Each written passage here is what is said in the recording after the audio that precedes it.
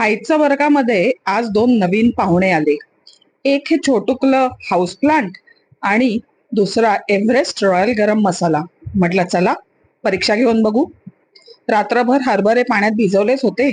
त्यात सकाळी मस्त मीठ आणि थोडंसं तेल घालून मऊ शिजवून घेतलं. कढईत तेल तापलं, मोहरी तडतडली, जिऱ्याचा सुगंध दरवळला.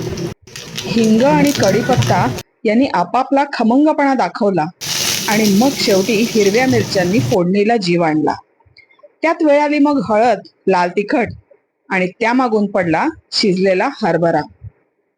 हरभरा छान परतून घेतल्यानंतर मग आला तो क्षण, एव्हरेस्ट रॉयल गरम मसाल्याची हलकीशी भुरभुराहट देणारा. छान मसाला भुरभुरला आणि अगदी काही क्षणात अख्ख्या स्वयंपाकघरात असा दरवळ पसरला की वाटलं हा फक्त मसालाच नाही तर चवीचा एक वेगळाच अनुभव दिसतोय. वरून पडलं ताजं ओलं खोबरं आणि तयार झाले असे चटकदार खमंग हरभरे.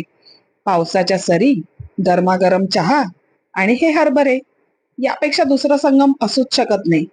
खरं सांगू, पदार्थ तोच अगदी नेहमीचाच, पण एव्हरेस्टच्या रॉयल गरम मसाल्याने याची चव अक्षरशः खुलवून टाकली.